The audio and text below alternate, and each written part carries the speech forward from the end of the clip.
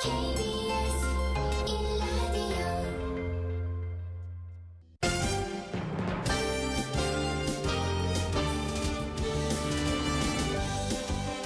KBS 1라디오 신사원의 오늘 세계는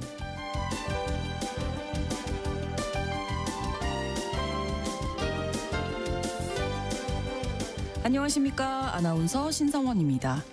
10월 31일부터 이틀간 열리는 아시아태평양 경제협력체 에이펙 정상회의를 앞두고 세계의 이목이 경주로 쏠리고 있습니다. 각국 정상이 우리나라에 모여서 치열한 외교전을 펼칠 예정인데요.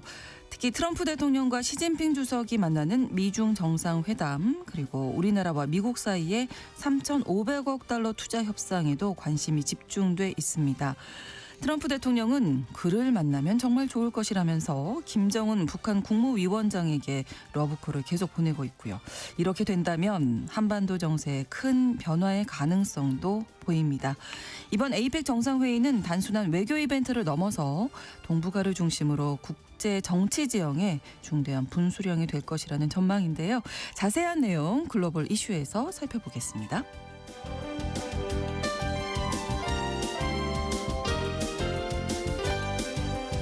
오늘 주목할 국제사회 뉴스 헤드라인 뉴스와 키워드로 정리해드립니다. 통신원 취재수첩에서는 태국 소식 준비하고 있습니다. 최근 태국에서는 관광객을 노린 각종 사기가 기승을 부리고 있다고 합니다. 왕궁이 폐쇄됐다고 속인 뒤에 특정 상점으로 유인하는 방식이 있고요. 또 오토바이나 제트스키를 대여해주고 과도한 수리비를 청구하는 수법이 있다고 하는데요. 자세한 내용 통신원 연결해서 전해드리겠습니다. 10월 28일 화요일 KBS 1라디오 신성원의 오늘 세계는 시작합니다.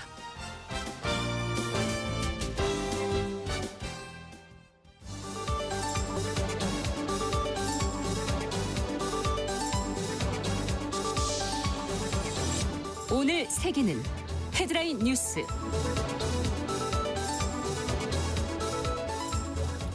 이재명 대통령과 다카이치 사나에 신임 일본 총리의 첫 번째 정상회담을 오는 30일 개최하는 것으로 양국 정부가 조율하고 있다고 아사히 신문이 28일 보도했습니다. 다카이치 총리는 오는 31일 경주에서 개막하는 아시아 태평양 경제협력체 에이펙 정상회의 참석을 위해서 30일 한국을 방문해서 이 대통령과 정상회담을 할 것으로 보입니다. 아사히 신문은 강경 보수 성향으로 알려진 다카이치 총리가 취임 이후 한일 협력을 중시하는 태도를 나타나고 있어서 이번 회담에서 한일 관계 중요성을 강조할 것으로 보인다고 전망했습니다.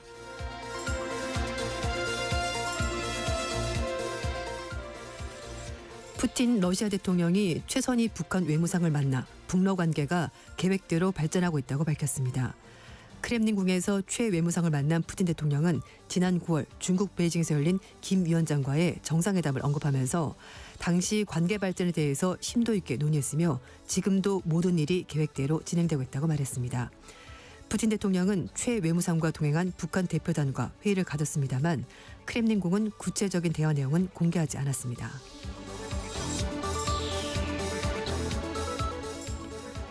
미국과 중앙아시아 5개국가 연합체인 C5+1 정상회의가 다음 달 6일 미국 워싱턴 DC에서 트럼프 대통령 주재로 열린다고 카자흐스탄 대통령실이 밝혔습니다.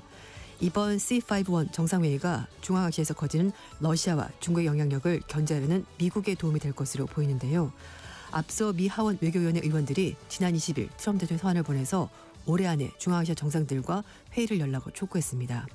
C5-1은 미국과 카자흐스탄, 키르기스탄, 타지키스탄, 투르크메니스탄, 우즈베키스탄으로 구성되어 있으며 2015년에 출범했습니다.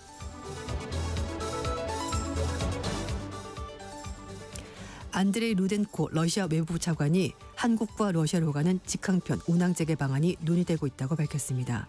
루덴코 차관은 에이펙 정상회의에서 협력 방안을 논의할 수 있다고 덧붙였는데요. 지난 2022년 2월에 우크라이나 전쟁이 발발하기 전 대한항공과 에어로플로트가 모스크바, 상트페테르부르크, 블라디보스크와 서울, 부산, 제주, 김포로 오가는 직항편을 운항했습니다만 전쟁 발발 이후 우리나라가 서방의 대러 제재에 동참하면서 양국 오가는 모든 직항편 운항이 중단됐습니다.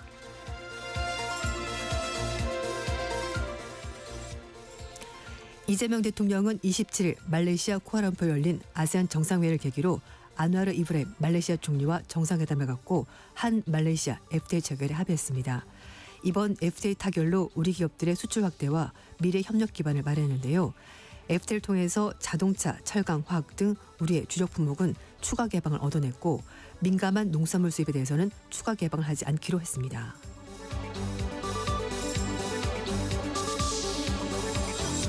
오늘의 헤드라인 뉴스 외신캐스터 조윤주 씨가 전해주셨습니다. 이번에는 키워드로 정리한 국제사회 소식을 살펴보겠습니다. 첫 번째 키워드 한 입으로 두말하기. 네. 트럼프 대통령이 지난달 발생한 미국 조지아주 현대자동차 공장 이민 단속 사태에 대해서 네. 자신은 매우 반대했다 이렇게 말하면서 화해 제스처를 보여줬습니다. 네. 미국 CNN 방송 보도에 따르면 트럼프 대통령이 말레이시아에서 일본으로 가는 전용기관에서 취재진들과 이제 Q&A를 하게 된 건데요. 그러면서 트럼프 대통령은 나는 매우 반대했다. 그 근로자들이 미국에 들어와서 복잡한 기계, 장비를 만들고 있었고 적어도 초기 단계에서는 이런 인력들을 데려올 수밖에 없지 않냐라고 말한 겁니다. 네. 그러면서 미국에 투자하는 국가의 전문가를 데려오도록 요구하고 있다면서 우리 직원들에게 기술을 전수하겠지만 성공하기 위해서는 전문가들이 좀 상당히 머무르면서 교육을 해줘야 된다라고 말한 겁니다. 이민 세관 단속국의 급습 작전에 대해서 반대했습니까? 라고 기자가 물어봤습니다. 네. 그랬더니 근로자를 철수하는 것에 대해서 나는 반대했다. 실제로 그들이 떠나기 전에 꽤 자리 잡은 상태였고 그리고 한국 근로자들이 미국에 머물 수 있다라고 나는 말했고 그들이 돌아올 것이라고 기대한다. 이렇게 대답을 했습니다. 네. 근데 사실 그 미국의 이민세관 단속국이 9월 초에 조지아주에 있는 현대 LG 엔솔 전기차 배터리 합작 공장에 급습을 하면서 무려 300명의 우리 근로자를 구금을 했었습니다. 벌금 납부 그리고 자진 출국 방식으로 이제 결국 석방해서 돌아오긴 했습니다만 그 당시 우리 국민들이 수갑 등에 채워져서 결박당한 채로 버스에 타는 모습이 공개가 되면서 전 세계적으로 그렇죠. 큰 충격을 줬습니다. 네. 당시 구금 과정이 미국 언론 통해서 보도가 됐을 때 트럼프 대통령은 당시 이렇게 말했습니다. 이민 세관 단속국이 자신들의 일을 한 것일 뿐이다. 이렇게 말했었거든요. 저도 그렇게 기억을 네, 하는데요. 맞습니다. 그런데 네. 이제 와서는 자신은 반대했다. 반대했었다. 이렇게 말을 하는 겁니다. 만약에 반대를 했다는 것이 사실이라면 트럼프 대통령이 관련 보도가 나온 직후라도 자신의 입장을 밝힐 충분한 시간이 있었다고 하는데요. 그러면 또 이게 기억의 오류인가? 시간이 지나면 내 기억이 약간 왜곡되는 경우가 있잖아요. 근데 네. 그렇게 말하기에는 지금 한 달 조금 지났으니까 그것도 좀 아닌 것 같습니다. 어쨌든 트럼프 대통령이 이제 이런 얘기 했었고요. 우리나라 이재명 대통령도 블룸버그 통신과 인터뷰를 하면서 미국과 우리나라 이제 양국 간의 비자 제도 개정을 추진하고 있고 가까운 시일 안에 이 문제에 대해서 해결책이 나올 것으로 보인다라고 밝혔습니다. 네. 다만 우리 근로자들이 당시 사건 때문에 심각한 트라우마를 겪었고 그래서 일부 근로자들은 돌아가기를 좀 꺼리고 있다 이렇게 말했습니다. 네. 자, 그래서 트럼프 대통령이 지금 외국 기업 전문가들의 입국을 원활하게 하는 방안을 마련하고 있다 이렇게 밝혔다고요? 네, 그렇습니다. 한국이 조지아주의 이민 단속 이후에 비자 보증을 요청했냐라는 또 기자 질문을 받았는데요. 그랬더니 한국과 미국의 인식을 같이 하고 있고 비자 문제는 전 세계를 바탕으로 하는 것이지 한국만 대상으로 하는 것은 아니다라고 설명을 했습니다. 그러면서 미국에 지금 외국 기업들이 짓고 있는 공장이 상당히 많다라면서 이 공장 일부는 정말 복잡하고 정교한 장비들이 들어오게 되는데 이걸 다룰 수 있는 사람은 그 나라 사람뿐이지 않냐고 말하면서 이런 사람들이 들어와서 일을 할 수 있도록 해야 될 것이고 특히 이 근로자들이 미국 근로자를 교육하는 데 시간이 필요하다라고 말했습니다. 네. 어쨌든 전 세계적으로 이제 다 공개가 됐고 이것 때문에 문제가 되는데요. 당시 B1 비자나 무비자 전자 여행 허가서 2차 제도 가지고 입국한 우리 근로자들이 이제 불법 이민자로 그렇죠. 간주가 되면서 구금이 되는데요. 사실은 그 이전까지 이 비자를 가지고 일을 했었습니다. 근데 갑자기 급수하면서 문제가 불거지게 된 건데 현재 한미 양국이 별도의 워킹그룹을 만들어서 개선 방안 논의하고 있고요. 네. 그 트럼프 대통령이 외국 노동자들이 미국에 입국할 수 있도록 완전히 새로운 계획을 마련하고 있다고 밝혔고요. 기존 제도로 이제 안 될 것이고 이걸 완전히 바꿔서 새롭게 이제 제도를 만들어서 천천히 이제 이걸 진행하겠다고 밝혔습니다. 다만 새로운 계획이 비자를 완전히 신설하는 것인지 아니면 입법이나 행정 권한을 활용한 정책 시행인지 세부 사항은 공개하지 않았습니다. 네. 그동안의 우리 정부와 재계 측에서는요. 한국인 전용 전문직 비자가 있어야 된다라고 주장하면서 몇 년간 노력했습니다만 외국인 노동자 입국 확대 등 이민 문제에 대해서 미국 사회 여론이 좋지 않아서 트럼프 정부가 좀 반대했었고요. 또 약간 첨예하게 대립한 여러 가지 문제들이 남아 있습니다. 네, 이민 단속의 이유가 비자 문제였다면 네. 이제 비자 관련된 정책들을 새롭게 또 바꿀 필요도 있지 않나 뭐 이런 네. 생각도 들고요. 이번을 어떤 내용이 계기로 해서, 나올지. 네, 이번 일을 계기로 해서 좀 합법적으로 일을 할 수 있도록 미국 정부도 그렇죠. 제도 개선해야 될 것 같습니다. 예. 네. 자, 두 번째 키워드 동상이몽입니다. 네. 이건 예능 프로 제목은 아니고요. 네. 이 트럼프 대통령은 계속해서 김정은 위원장과 만날 수 있다, 만나고 싶다 이렇게 말을 하고 그렇죠. 있는데요. 북한의 최선희 외무상은 러시아에 가 있습니다. 푸틴에도 만나고 있거든요. 그러니까 외교장관이 중간 역할을 하는 것 없이 두 정상이 갑자기 만난다? 사실은 좀 어려운 일이죠. 네, 그래서 이제 동상이몽인 것 같은데요. 크렘린궁이 영상을 공개했습니다. 푸틴 대통령이 크렘린궁에서 최선희 외무상과 악수하면서 만나서 반갑다. 김정은 위원장에게 따뜻한 인사를 전해달라. 이렇게 말을 한 겁니다. 푸틴 대통령은 또 지난 9월 달에 베이징에서 김 위원장과 정상회담한 걸 언급하면서 당시 관계 발전에 대해서 굉장히 심도 있게 논의했고 지금은 또 모든 일이 계획대로 잘 진행되고 있다라고 말했습니다. 네. 이 얘기인즉슨 북한과 러시아 관계가 상당히 좋다 이렇게 해석이 되는 부분인데요. 푸틴 대통령이 최 외무상과 동행한 북한 대표단과 세르게이 라브로프 러시아 외무장관 비롯해서 러시아 관계자들과 같이 회의를 주했는데요. 크렘린궁은 구체적인 대화 내용은 공개하지 않았습니다만 이번 회동에서 북미 관계 그리고 미러 관계에 대해서 집중적으로 논의했을 가능성이 있습니다. 푸틴 대통령과 최 외무상이 김정은 위원장의 러시아 방문 시기를 조율했을 가능성도 있다고 하는데요. 네. 푸틴 대통령이 6월 달에 평양에서 있었던 북러 정상회담이어서 지난 9월 달에 중국에서도 만났기 때문에 또 한 번 더 만날 가능성이 있다라는 겁니다. 특히 이제 군사 분야 협력을 주요 의제로 다뤘을 가능성이 있다고 하는데요. 북러 양국이 작년 6월 달에 군사 지원을 조항이 포함된 포괄적인 전략적 동반자 조약을 체결해서 군사 협력을 강화했고요. 그리고 북한이 러시아 전쟁, 그러니까 우크라이나 전쟁에 북한군을 파병했다는 소식도 있었습니다. 네. 한편 최 외무상이 라브로프 장관과 회담을 갖고 양자관계, 국제정세, 국제기구 협력 방안 등을 논의했다고 하는데요. 북한의 파병에 대해서 역시 이제 얘기한 것으로 보이고 그런 부분에 대해서 좀 감사의 뜻도 전한 것으로 보입니다. 러시아 외무부는 두 장관이 북러 조약 이행 의지를 재확인했고 한반도 비롯해서 국제정세의 긴장이 미국과 그 동맹국 때문이라면서 미국 탓을 하는데 같이 의견을 모으기도 했습니다. 네. 최 외무상이 28일까지 러시아에 머문다고 하고요. 28일, 29일에는 라브로프 장관과 함께 벨라루스 민스크에 열리는 유라시아 안보 국제회의에 참석할 계획입니다.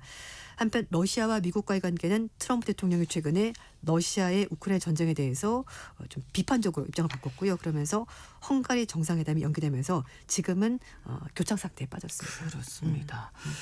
자, 다음 키워드 누가 잘하나. 네. 트럼프 대통령이 지금 아시아 순방 일정을 소화를 하고 있는데요. 전 세계 각국들이 트럼프 대통령을 어떻게 잘 대접을 해주나 여기에 경쟁적으로 노력을 펼치고 있습니다. 네. 사실은 지금 트럼프 대통령이 무역 전쟁을 먼저 시작하지 않았습니까? 그래서 뭐가 예쁘다고 이렇게 해야 되나 싶긴 하지만 그러나 네. 협상이라는 것이 우리가 원하는 것을 끌어내기 위해서는 상대방 입장도 좀 고려해주고 우리나라의 유리한 쪽으로 이끌려고 하는 거겠죠. 그렇겠죠. 네. 예, 그렇게 네. 해석을 할 수 있을 것 같습니다. 네. 일단 이제 말레이시아를 먼저 갔었는데요. 그때 말레이시아 영공에 트럼프 대통령 전용기가 들어오자마자 네. F-18 전투기 2대가 따라붙으면서 오. 호의를 해줬고요. 그리고 이제 공항에 내리자마자 레드카펫이 쫙 깔려 있었고 거기서 음악과 함께 환영식이 진행이 됐습니다. 말레이시아 총리가 미국 국기를 함께 흔들면서 환영단 사이에서 트럼프 대통령을 맞이했습니다. 네. 그리고 지난 5월 달에 트럼프 대통령이 첫 번째 해외 순방국으로 이제 중동을 가지 않았습니까? 그렇죠. 그때는 이제 군주가 직접 나와서 트럼프 대통령 환대했었고요. 네. 그리고 역시 마찬가지입니다. 카타르 도하에 도착하기 전에 전투기가 트럼프 대통령 전용기를 호해줬고요. 궁으로 이동하는 동안에도 대규모 병력이 투입이 돼서 역대급 경호가 펼쳐졌습니다. 당시 카타르 왕실은 경호에 미국 기업인 테슬라 사이버 트럭 투입하면서 트럼프 대통령 사이가 좀 안 좋아졌는데 괜찮았는가 그 모르겠는데 당시에는 그렇게 했었고요. 그리고 지나가는 길목에 네. 낙타와 말을 배치해서 이렇게 한껏 중동 지역을 자랑을 했습니다. 네. 이제 방문국의 의전들이 굉장히 까다롭게 신경을 많이 쓴 이유가 있다고 하는데요. 미국의 월스트저널은 트럼프 대통령은 정치인이라기보다는 사업가이기 때문에 더더군다나 이런 게 좀 민감하게 생각을 해서 상대국 관계자들이 좀 신경 써서 많이 더 노력을 하는 것 같다라고 해석을 했습니다. 저도 이제 호감을 얻어내고 싶어서 그래서 그렇죠. 우리나라에 좀 유리한 협상을 하기 위해서 네, 맞습니다. 이렇게 노력을 했겠죠. 유럽도 마찬가지인데요. 네. 영국을 국빈 방문했을 당시 트럼프 대통령 부부가 탄 마린 원, 그러니까 대통령 전용 헬기가 도착하자마자 네. 윌리엄 왕세자, 케이트 미들턴 왕세자빈이 직접 나가서 맞았고요. 왕실 마차를 타고 기병대, 군악대 호위를 받으면서 윈저성으로 약간 왕이 된 것처럼 이동을 했습니다. 그리고 이 금으로 도금된 마차인 아일랜드 국가 마차에 올라가서 행진도 벌였고요. 행진이 끝나고 나서 1,300명의 군인 그리고 120마리의 말이 동원된 의장대 사열도 진행이 되면서 정말 화려함의 끝판왕을 보여줬습니다. 그리고 이제 지금은 일본에 가 있지 않습니까? 그래서 네. 일본은 또 어떻게 하나 좀 관심이 집중이 되고 있는데요. 사실 아베 전 총리가 트럼프 대통령을 만났었을 때 트럼프가 워낙 골프를 좋아하다 보니까 아베 전 총리는 직접 골프까지 쳐줬고요. 그리고 이제 일본에서는 지금 얘기를 하는 것이 트럼프 대통령을 위한 선물로 미국산 픽업 트럭인 포드 F150 이 트럭을 100대에서 200대 정도 오. 구입하는 방안을 검토하고 있다고 일본 언론들이 보도했고요. 네. 그리고 27일, 28일 이틀 동안에 도쿄 타워, 도쿄 도청, 도쿄 스카이트리 여기에 일본의 미국의 성적의 색깔이죠. 빨간색, 파란색, 흰색 조명을 27일, 28일 이틀 동안 밝힌다고 하고요. 네. 그리고 다카이치 총리가 정상회담 별개로는 미 해군 기지를 직접 방문할 때 원자력 추진 초대형 항공모함인 조지 워싱턴함에 직접 갑치 탑승도 한다고 하고요. 또 대통령 전용 헬기에 이동할 때 거기 동승하는 방안도 조율을 하고 있다고 합니다. 한편 이제 경주에서 에이펙 회의가 열리게 될 텐데요. 에이펙 회의 때 리더스 실무협의 만찬장 테이블에 있는데요. 그때 29일인데 이게 트럼프 대통령 차남인 에릭 트럼프가 와이너리를 가지고 있다고 합니다. 네. 거기에서 만든 와인이 만찬주로 오를 예정이고요. 이 만찬장에 트럼프 대통령이 직접 참석한다고 합니다. 보통 네. 에이펙 회의를 하고 이렇게 만찬하게 되면 보통 좋지 않은 그 나라 술이 올라오거든요. 대부분은. 그렇죠. 네, 근데 이번에는 트럼프 대통령의 차남이 운영하는 와이너리에 와인이 만찬주로 올라온다고 합니다. 네, 각국의 의전 경쟁이 치열하다. 네, 맞습니다. 네, 이런 이야기였습니다. 자, 다음 키워드 강제적 평화는 원하지 않는다. 네, 지금 가자지구 평화 협상안이 이제 마무리가 됐고 1단계로 이제 양측 간의 휴전이 성사가 됐습니다만 네. 그 다음 단계는 국제 평화 유지군, 뭐 이제 사실 뭐 안전화군이라고 말하는데 이런 군대가 들어갈 것으로 보이는데요. 이 부분에 대해서 압둘라 요단 국왕이 강제적으로 뭔가 평화를 유지하는 것은 반대한다라는 입장을 밝혔습니다. 네. 이제 아랍 국가들과 국제 파트너들이 안정화군을 이제 가자 지구에 투입을 하게 될 것으로 보이는데요.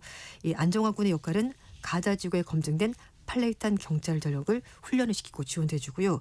또 이 분야의 경험이 많은 요르단과 이집트 등이 상당한 역할을 할 것으로 그렇게 얘기가 나오고 있습니다.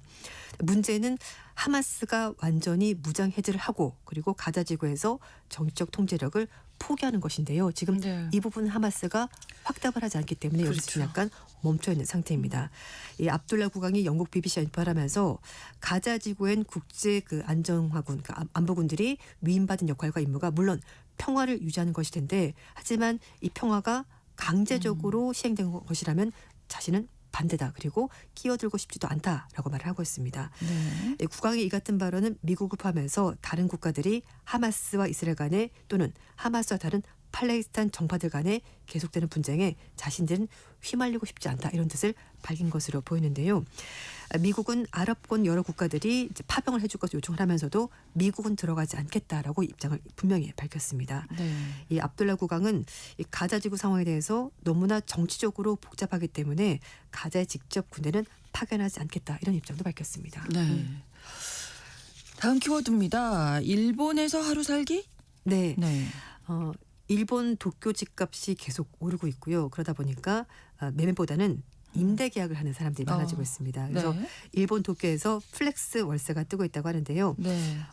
집가도 많이 올랐고 건물 가격도 많이 올랐습니다. 그래서 워낙 또 비싼 데다가 더 올랐다는 맞아요. 얘기죠. 그래서 이제 일본에서는 이렇게 임대 사업을 해주는 중간에 중개 업체들이 있는데요. 네. 도쿄에서는 주택 매매 수요가 그래서 임대 수요를 옮겨가고 있고 임대 시장도 화랑을 누리고 있습니다.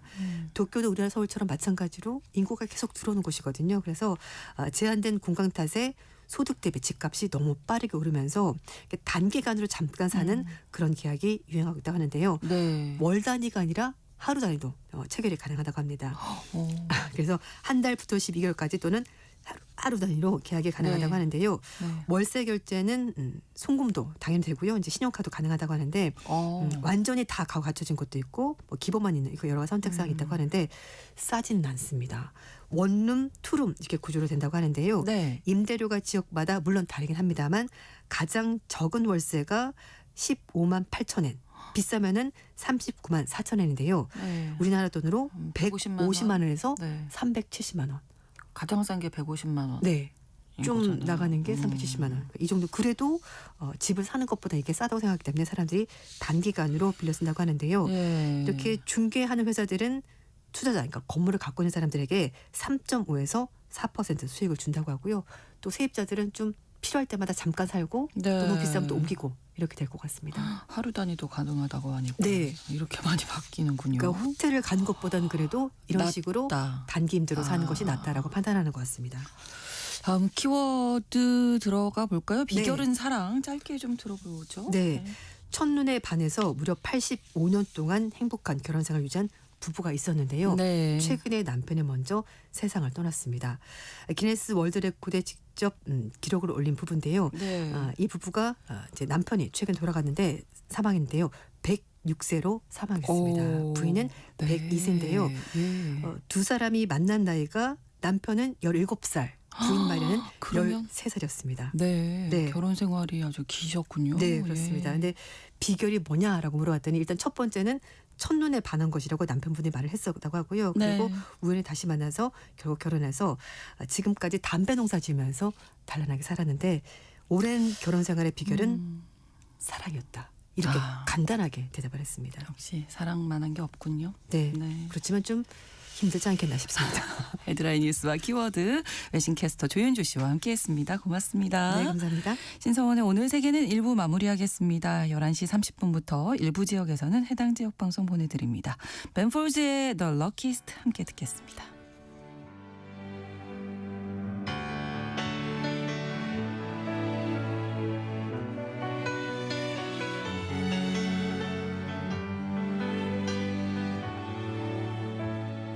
I don't get many things right the first time. In fact, I am told that a lot. Now I know all the wrong turns, the stumbles and falls brought me here.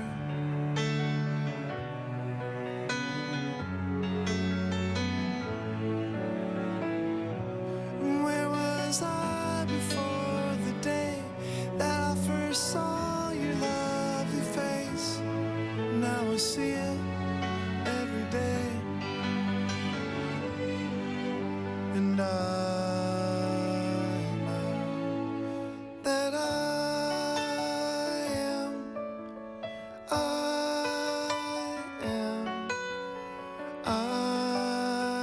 am the luckiest.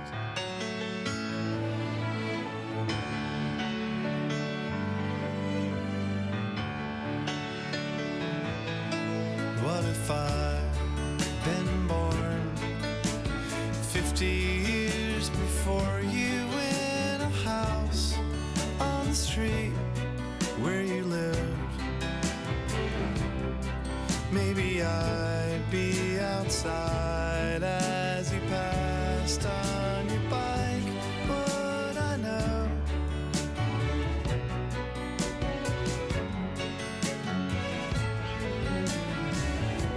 In a wide sea of eyes, I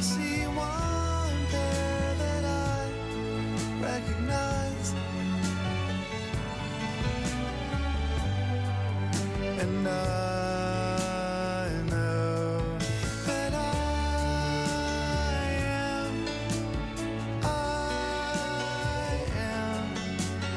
I am the luckiest.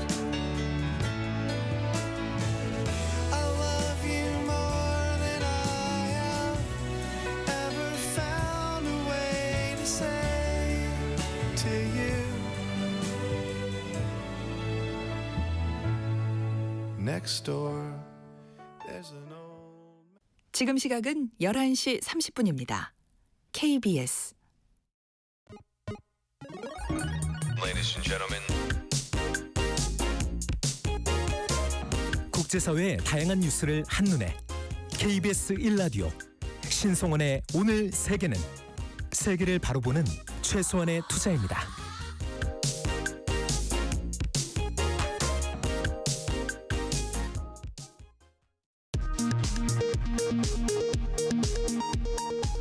이 시각 라디오 정보센터 뉴스입니다.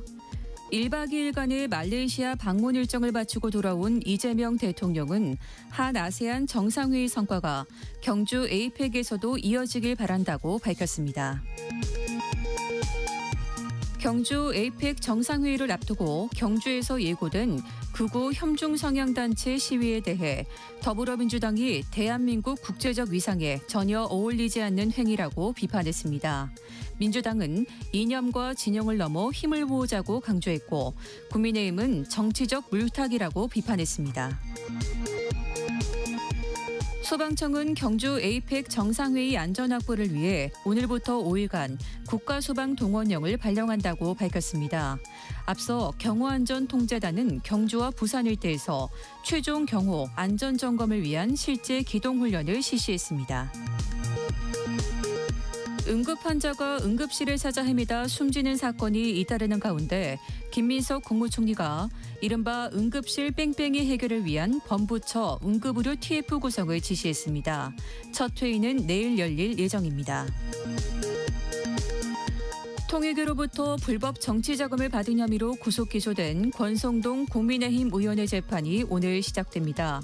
서울중앙지법은 오늘 오후 5시 권 의원 사건 첫 공판기일을 엽니다. 지난 3분기 우리나라 경제가 민간 소비와 설비 투자 회복에 힘입어 2분기보다 1.2% 성장했습니다.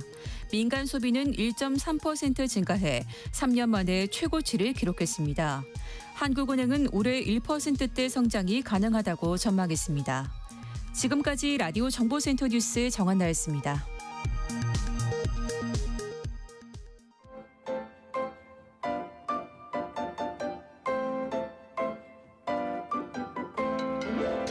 통신원 취재 수첩.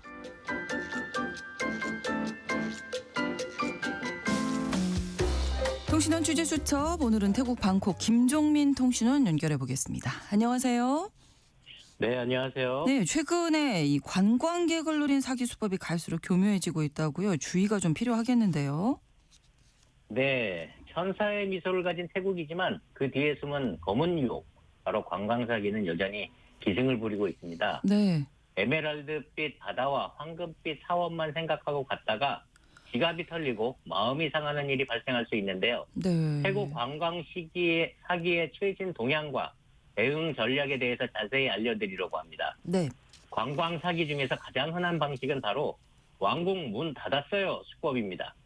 방콕의 그랜드 팔레스나 와포 같은 주요 명소 입구에서 유창한 영어를 쓰는 친절한 현지인이 접근해 오늘은 특별 행사 때문에 문을 닫았다고 거짓말을 하는 거죠. 오, 이렇게 거짓말하면서 노리는 게 뭘까요? 네, 택시나 툭툭 기사와 한페이니들은 여행객을 보석 가게나 예.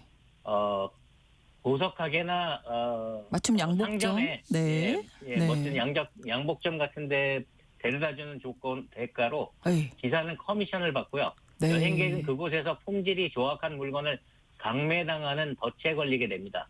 아. 싸고 좋은 건 없다는 말을 뼈저리게 느끼게 되는 순간이죠. 네. 이런 사기를 당하지 않으려면 결국 가장 중요한 것은 직접 확인하는 것입니다. 그렇죠. 네. 누군가 명소가 닫혔다고 말해도 절대 믿지 마시고 공식 매표소까지 가보거나 스마트폰으로 공식 웹사이트 운영 시간을 바로 확인해야 합니다. 네. 그들의 말에 현혹되어 낯선 제안을 받아들이지 않고 단호하게 거절하는 게 중요합니다. 네, 현지 사정 잘 모르니까 좀 속을 수 있을 것 같아요. 주의하셔야 되겠고.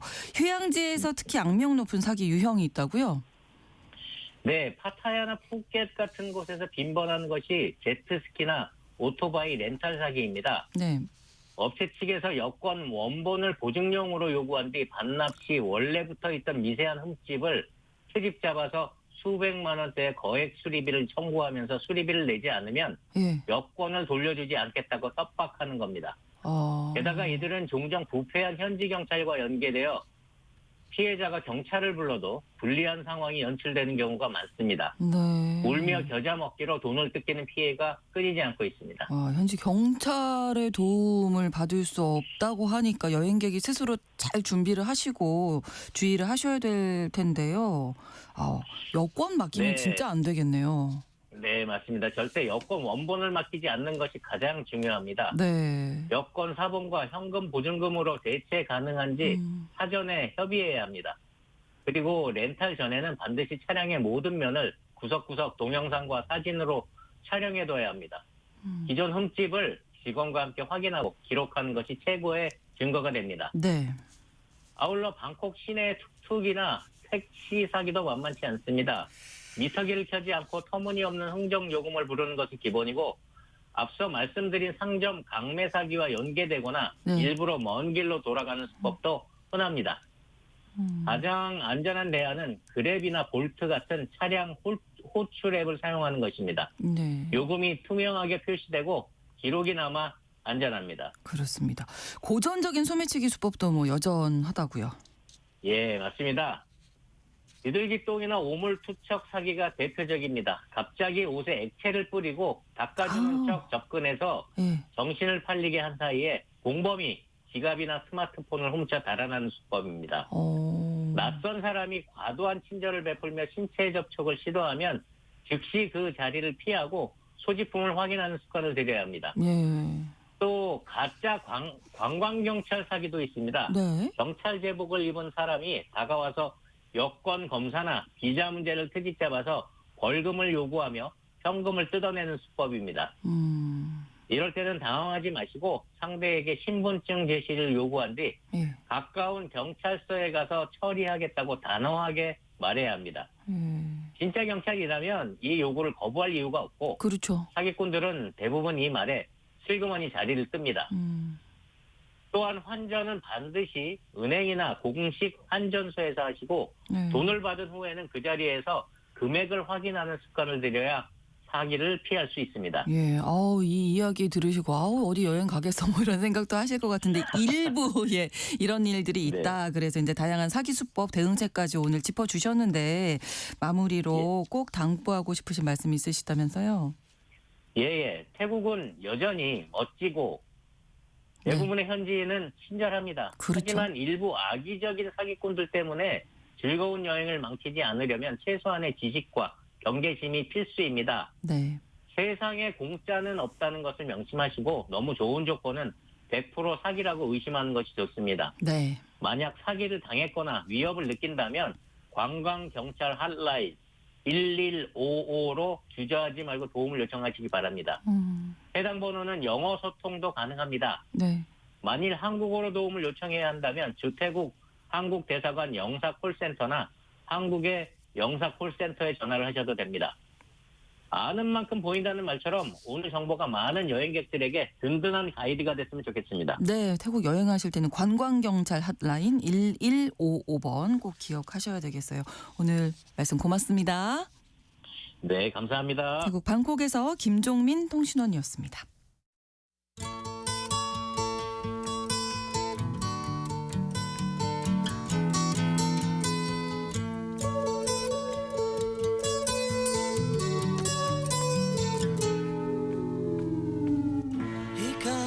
아시아 태평양 경제협력체 에이펙 정상회의를 계기로 대형 외교 이벤트가 잇따라 펼쳐질 예정입니다. 특히 갈등을 이어온 미중 관계가 이번 회의를 통해서 전환점을 맞을 수 있을지, 그리고 우리나라 대미 3,500억 달러 투자는 어떻게 매듭지어질지 관심이 아주 집중되고 있는 상황인데요. 글로벌 이슈, 오늘 에이펙 정상회의에서 주목할 핵심 사안, 또 외교 전망까지 알아보겠습니다. 한겨레 신문 정의계 선임 기자 나오셨습니다. 어서 오세요. 안녕하세요. 네. 자, 이번 주에 계속 어떤 이벤트들이 있을 예정인데 좀 정리해 주시죠. 네, 이미 쿠알라룸푸르에서 네. 아세안 정상회의가 열려서 이재명 대통령이 참석하고 오늘 돌아오셨고 네. 도널드 트럼프 대통령도 참석했다가 일본으로 가서 이제 온 32일부터 이틀간 경주에서 열리는 아시아 태평양 경제 공동체 정상회의 에이펙 정상회의에 참석하게 됩니다. 네. 이 에이펙 정상회의를 계기로 해서 우리 한국, 미국, 중국, 일본 이 주요 4개국 사이에 정상회의가 잇따라 열립니다. 물론 뭐 다른 회원국 사이에서 정상회의도 많이 열리죠. 근데 이제 가장 그 4개국 정상회의가 가장 초점이 될 것 같습니다. 네. 특히 이 4개국 정상들 사이에서 이재명 대통령과 도널드 트럼프 대통령을 제외하고는 나머지 서로가 다 처음 취임 이후에 처음 만나게 됩니다. 아, 그러네요. 네. 예. 트럼프는 지난 1월 취임 이후 시진핑 중국 주석과 뭐 두 차례 전화 통화는 했지만 직접 대면은 이번이 처음입니다. 거고. 네. 네. 미중 정상회담은 지난 2023년 11월 15일 미국 샌프란시스코에서 열렸던 같은 에이펙 정상회의에서 잠깐 열린 적이 있었습니다. 그 당시는 시진핑과 조 바이든 전임 대통령이었죠. 트럼프는 일기 집권 때 2019년에 마지막으로 시진핑 주석과 만났습니다. 이재명 대통령은 지난 8월에 미국을 방문해 트럼프를 만났지만은 시진핑 중국 주석과는 이제 처음 만나게 되는 거죠. 네. 한중 정상회담은 2023년 11월 샌프란시스코 에이펙 정상회담에서 당시 윤석열 대통령과 시진핑 주석이 만난 적이 마지막이었습니다. 네. 또 시진핑 주석의 한국 방문은 2014년 7월 박근혜 당시 대통령의 초청으로 한국에 온 것이 마지막입니다. 그러니까 거의 11년 만에 그러네요. 한국을 방문하게 되는 거죠. 네. 이번 에이펙 정상회의를 계기로 이 네 나라 사이의 정상들의 만남이 왜 중요하냐 하면은 트럼프 취임 이후 이들 나라 사이에 관세, 무역, 안보 문제 등 여러 가지 현안이 지금 산적해 있습니다. 이걸로 서로 대립하고 있고 네. 이번 정상회담을 계기로 어느 정도 타결을 봐야지만 서로가 이제 편한 입장이 되기 때문에 그렇죠. 네. 타결을 목적으로 하고 있습니다. 자, 그렇다면 핵심 쟁점들 알아볼까요? 어떤 사안들이 논의될지.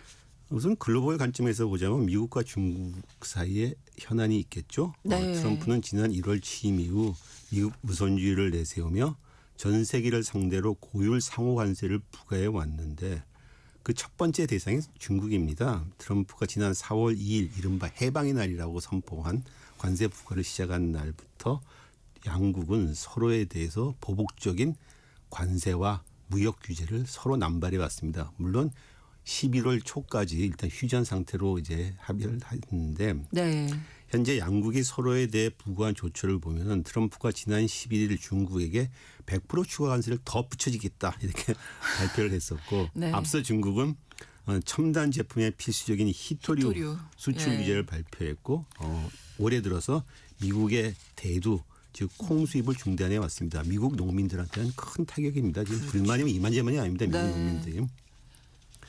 트럼프와 시진핑의 30일 정상회담에 앞서 스콧 베센트 미국 재무장관과 허리퐁 중국 부총리가 쿠알라룸푸르에서 만나서 실무회담을 가졌습니다. 그래서 네. 어느 정도 무역 합의에 대한 틀 기본 합의를 했다고 합니다. 베센트 장관은 CBS 등 미국 언론과 회견에서 트럼프가 위협했던 100% 추가 관세는 발효되지 않을 것이다. 그리고 중국은 미국의 대두 수입을 재개할 것이다. 중국의 히토류 수출 통제도 좀 제고되면서 1년 동안 유예될 것이다. 이렇게 말했습니다. 중국도 성명을 내고서 각자의 관심사를 해결하는 조처들의 기본 합의에 도달했다. 그래서 특정한 세부 사항들을 마무리하는데 합의하기로 했다. 이렇게 얘기를 했습니다. 그래서 네. 일단 정면 충돌은 좀 피하는 것 같습니다. 그런데 애초부터 양쪽에 서로에게 부과한 지출은 서로가 감당하기 힘든 것들이어서 일단 네. 타결은 어느 정도 예상은 됐습니다. 하지만 이번 타결이 문제의 근본적인 해결은 아니고 그야말로 봉합 수준입니다. 앞으로 계속 더 삐그덕거리고 더 그렇죠. 갈등이 생길 것으로 보입니다. 네, 이제 가장 중요한 게 이제 관세 무역 문제였고 그 외에도 안보 문제도 또 그렇습니다. 중요하잖아요. 사실 미중 간에 원래부터 중요했던 문제는 이 안보 문제, 대만 방위 등을 둘러싼 동아시아에서 세력권 다툼 문제였습니다. 네. 이번 정상회에서 이 문제가 논의될지는 불투명합니다. 트럼프 취임 이후 미국의 대만에 대한 안보 입장이 아주 미묘하게 지금 바뀌고 있습니다. 네. 미국의 대정책에서 우선순위는 대중국 억제와 견제가 기존의 입장이었습니다. 엘브리지 콜비 국방부 정책차관으로 대표되는 대중국 우선 논자들이 현재 미국 대정책의 주류입니다. 그런데 콜비마저도 취임하면서 정문회에서 트럼프 행정부에서는 대만 방위를 위해 미국이 전쟁까지 해야 되냐 여기 대해서 회의적인 입장을 표명했습니다. 곧 발표될 미국 국방전략 이른바 NDS라고 하죠. 네. 국방전략 백서에서는 미국 안보 및 대정책의 우선순위를 본토 및 주변 방위로 전환한다고 알려져 있습니다. 기존의 대중국 억제와 대결 입장이 바뀔 수도 있다. 후순위로 밀린다는 거죠. 네. 이번 정상회담에서 대만 문제 등을 둔 중국과의 안보 논의가 본격적으로 이루어질 것 같지는 않아 보입니다. 이게 워낙 큰 문제라서. 다만 향후 미중의 입장을 엿볼 수는 있을 것도 같습니다. 중국 역시 이번 회담에서 대만 문제 등을 놓고 미국을 압박하기는 좀 시기상조로 보입니다. 네. 중국은 계속적으로 미국에 대해서 대만은 중국의 일부이다. 대만 독립을 반대한다. 이런 걸 명시적 입장을 다시 한번 표현해라. 이렇게 말을 했습니다. 네. 일단은 관세 무역 등 경제 현안을 타결짓고 미국과 관계를 좀 약간 안정화시킨 다음에 계속 힘겨루기를 할 것으로 보입니다. 네. 또 우리 입장에서도 좀 중요하거든요. 그렇죠. 제일 중요한 게 일단 3,500억 달러 대미 투자 문제가 있죠. 미국은 알려진 대로 전역 현금에다가 선불로 보내고 네. 미국이 그 투자처를 정하겠다는 입장인데 우리로서는 뭐 그렇게 해주고 싶어도 할 수가 없는 겁니다. 그거는 해주고 싶어도 한미 무역 협상과 관련해서는 일단 애초에는 이번 정상회담을 계기로 타결이 될 것이라는 전망이 높았는데 이제는 타결이 안 될 것이라는 전망이 더 높아지고 있습니다. 미국 쪽에 그 베센트 재무장관이 네. 쿠알라룸푸르 회의를 끝나고 돌아오면서 전반적인 틀은 만들어졌는데 이번 주에 마무리되지 않을 수 있다 이렇게 말했습니다. 그리고 매우 복잡한 협상이다. 처리할 세부사항이 많다. 물론 거의 다 왔다. 하지만 29일 날에 마무리되는가 이렇게 대해서는 네. 틀은 마련됐지만 아닌 것 같다. 이렇게 얘기했습니다. 네. 트럼프는 애초에 그 쿠알라룸푸르로 가는 비행기 안에서 협상이 진전돼서 타결이 임박했다 이렇게 말을 했습니다. 그런데 네. 이재명 대통령이 어저께 블룸버그와의 회견에서 이를 부정하는 발언을 했었죠. 정면으로. 모든 주요 세부 사항에 대해서 교착 상태에 있다. 투자 방식, 투자 금액, 투자 일정, 손실 부담, 이익 배분 등 모든 부분이 걸림돌이다. 그래서 정면으로 부정했습니다. 사실 우리나라 역사를 봤을 때 한미 정상 사이에서 서로의 말에서 이렇게 부정한 걸 제가 보기에는 거의 보기 드문 사례 같습니다. 그 정도. 네. 하지만 물론 이 대통령은 지연이 곧 실패를 의미하는 것은 아니다. 이런 말을 했습니다. 시간이 걸릴 것이다. 네네. 이런 취지의 이야기였는데요. 네. 그럼 어떻게 되나요, 이 문제는? 앞서도 말했지만은 미국이 제시한 그런 조건은 한국이 해주고 싶어도 할 수가 없는 것입니다. 그리고 국내 여론도 감당해서도 안 되고 감당할 수도 없다. 그래서 네. 이 때문에 노딜도 각오하는 협상을 해라. 이런 여론이 높고 네. 정부도 어느 정도 노딜도 감수하겠다는 의지를 내비치고 있습니다. 오현주 국가안보실 3차장이 어저께 27일 외신기자클럽 회견에서 네. 현재 협상이 진행된 걸로 볼 때 이번에 바로 타결되기는 어렵지 않나 이렇게 생각한다. 관세 협상이 조금씩 늦어지는 것은 투자 내용, 형식, 이익 배분 구조 등의 합의를 이루지 못했답니다. 핵심적인 쟁점에 다 합의를 못했다는 얘기입니다. 그러네요. 그래서 또 이번 APEC 정상회의를 계기로 타결하겠다고 협상하고 있는 것도 아니다. 뭐 강력하게 부정한 거죠. 어떤 시한을 둔 건 아니다. 그러니까 네. 노딜도 각오한다 이런 뜻입니다. 주목되는 건 이재명 대통령이 3,500억 달러 문제와 관련해서 유럽연합식 타결을 말을 했다는 겁니다. 네. 유럽연합이 트럼프 대통령과 협상한 방식들을 통해 배울 수 있다. 이런 말을 했습니다. 미국과 일본, 미국과 유럽연합의 그 투자 합의 방식을 좀 비교할 필요가 있어요. 네. 미일 투자 양해각서, 지난 9월에 체결된 미일 투자 양해각서를 보면은 5,500억 달러의 대미 투자 재원을 조달할 주체가 일본 정부이고 그렇죠. 미국이 투자 목적별 특수 목적 법인 이른바 스펙이라고 하는데요. 네. 이런 특수 목적 법인을 만들어서 투자처를 정하면은 일본 2개월 뒤에 현금 입금한다. 이런 식으로 일방적으로 미국이 지정하는 대로 하는 대로 예. 현금 토해내라는 거고. 반면 8월 21일 발표됐던 미국 유럽연합 무역 공동 성명을 보면은 유럽연합은 유럽 기업들이 2028년까지 미국의 전략 분야에 6천억 달러를 투자하는데 유럽 기업들이 그 투자를 결정하고 이익이 나면 수익을 가져간다 이런 겁니다. 쉽게 얘기해서 유럽 민간들이 뭐 투자할 게 있네? 그럼 우리 투자할게 이 정도 얘기입니다. 네. 근데 미국은 지금 우리에게 일본식 방식을 요구하는 거죠. 그렇죠. 근데 이제 우리나라는 현재로서 뭐 여러 가지 얘기가 많이 나왔습니다. 3,500억 달러 중 2천억 달러는 직접 투자로 하는데 연간 얼마씩 나눠서 낸다. 그리고 통화 수업을 해달라 그러고 네. 아니면 무슨 뭐 3,500 전액을 뭐 10년 넘게 걸려서 낸다. 이런 식의 얘기가 많은데 현재로 보면 이제 타결된 것이 아무것도 없는 것으로 보입니다. 예. 어쨌든 간에 한국이 연간 200억 달러에 넘는 현금을 직접 투자하는 것은 그 방식이 어떤 방식이든 간에 한국에게는 큰 이연 요소입니다. 그래서 적어도 유럽연합처럼 민간 차원에서 주체적으로 결정하는 투자 방식으로 가야 되는 것이 아니냐. 아니 가야 된다. 이런 얘기가 나오고 있죠. 네. 그래서 이번 회담에서 타결이 안 돼도 우리가 뭐 조급해하거나 그럴 필요는 없을 것 같습니다. 네. 사실 일본 그 투자 양해각서 내용 저희가 전해드릴 때도 일본이 왜 그런 합의를 했을까 너무 부담이 큰데 이런 얘기 나눴었거든요. 그래, 아직도 의문이긴 하나 뭐 일각에서는 일각이 아니라 이제 시간을 지나고 보니 일본이 일단 소나기를 피하자 이런 전략이 아닌가 생각이 듭니다. 네.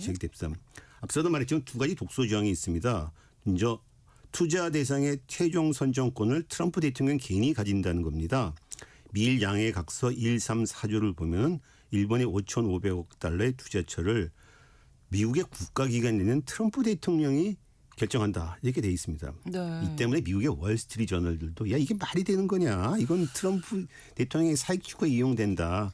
미국 언론에서도 비판적이고 네. 수익 배분 문제도 더 심각하죠. 앞서 말했지만은 미국이 정한 대로 투자를 해서 수익이 발생하면은 미국도 나눠 갖고 약정한 투자금을 일본이 못 채우면 이자 수익을 한 푼도 가져갈 수 없는 그런 구조입니다. 이 문제에 대해서 많이 연구를 한 이제 김양희 대구대 교수의 글을 보면은 네. 미국은 아무것도 안 하고 원금과 이자를 챙겨가는 것이다. 이건 투자가 아니라 조공이다. 네. 근데 옛날에 중국이 봤던 조공도 이렇게는 하지 않았어요. 옛날 중국이 말했던 조공이라는 건 중국을 섬기는 나라가 섬긴다는 표시로 조금 물건을 갖다 주면 중국은 더 많은 걸 주는 식으로 해갖고서 포섭하는 체제였는데 이건 조공도 아니죠.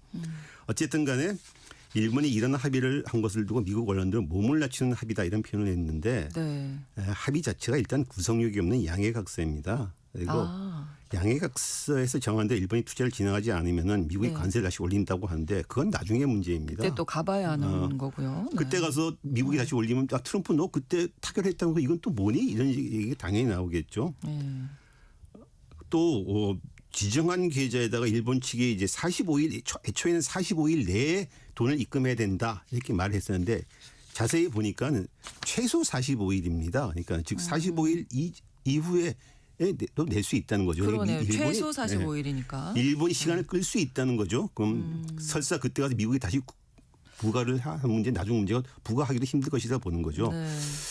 트럼프 이후에 참 국제관계가 상당히 좀 애매하게 이상하게 바뀌고 있습니다. 예전에도 양국 사이에서 서로 타협하기 힘든 문제가 있으면은 네. 합의 내용을 애매모호하게 써놓고서 서로가 좋은 대로 가서 해석하는 방식이 이게 있었습니다. 힘든 부분인데요, 네. 이런 게. 네? 예. 근데 이번에 이번 사안도 어쩌면 크게 보면 그런 일종의 외교 기법일 수도 있겠는데 네. 이건 너무 노골적인 겁니다. 일본 쪽에서는 지금도 계속 현금 투자 1%뿐이야 계속 얘기하고 있습니다. 이거 1%뿐이라고 거기 써 있는데도 근데 이 얘기는 뭐냐 그러면은 서로 각자 알아서 좋게 가서 떠들고 있는 것이 아니냐 지금. 네, 각자의 입장에 따라 해석이 네. 달라질 네. 수밖에 없는 이런 상황인데 아무튼 이번에 또 하나 관심을 끄는 부분이 트럼프 대통령과 김정은 국무위원장 회동을 할 것인가? 트럼프가 뭐 취임부터 계속 얘기를 만나고 러브콜을 싶다. 구별했는데 네. 이번에 쿠알라룸푸르 가는 비행기 안에서 김 위원장이 연락해 준다면 만날 것이다 밝힌 데 이어서 네. 일본으로 가는 또 비행기에서 27일이죠.